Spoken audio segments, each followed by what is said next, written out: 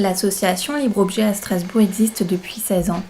Elle accueille des personnes qui ont des difficultés d'accès à l'emploi par le travail et l'acquisition de nouveaux repères sociaux et professionnels. Sa spécificité, l'insertion sociale par l'art.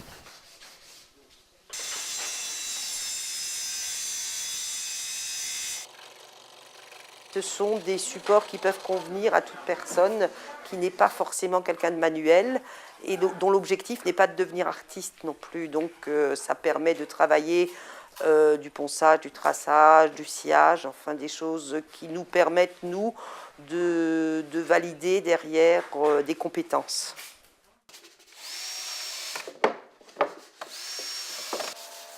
Depuis sa création, l'association a accueilli 361 personnes en contrat aidé.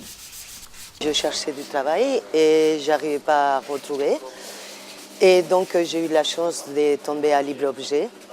Ça m'a apporté vraiment beaucoup parce que je pensais que j'étais pas manuelle du tout. Et en fait, j'apprends beaucoup de choses. Ça m'a appris beaucoup de choses et on arrive quand même à faire quelque chose de magnifique.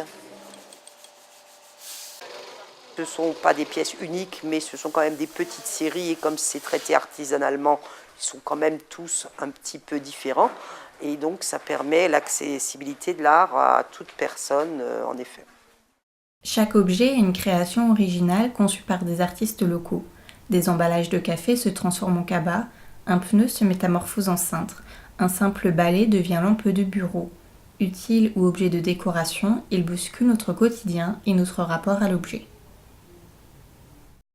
Personnages amusants en fil de fer, matériaux de récupération, laine, bois, boutons, objets divers et variés, nous voilà plongés dans l'atelier de l'illustrateur Christian Woltz, un univers qui nous rappelle l'insouciance de notre enfance. Depuis plus de 10 ans, il fait partie de l'association Libre Objet.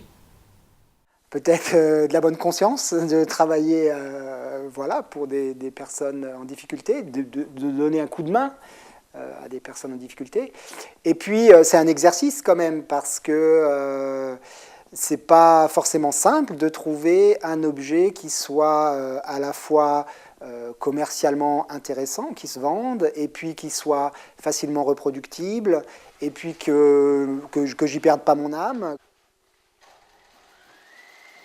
Que ce soit quand j'écris un livre, une histoire, quand j'écris une histoire, quand je fais une sculpture ou quand je fais un objet pour Libre Objet, je ne pense pas au public qui va le recevoir. Avant tout, j'essaye de faire quelque chose qui me parle, qui me touche, quelque chose où je prends du plaisir. Et Libre Objet, c'est aussi un tremplin pour réaliser des projets personnels.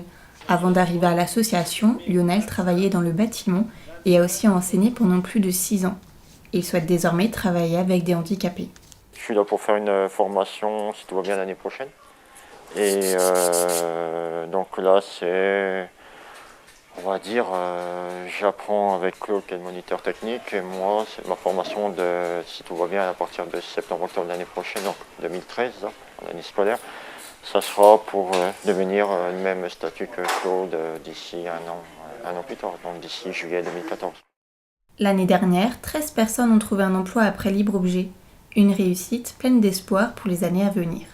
En ce moment, dans l'atelier, 20 personnes travaillent.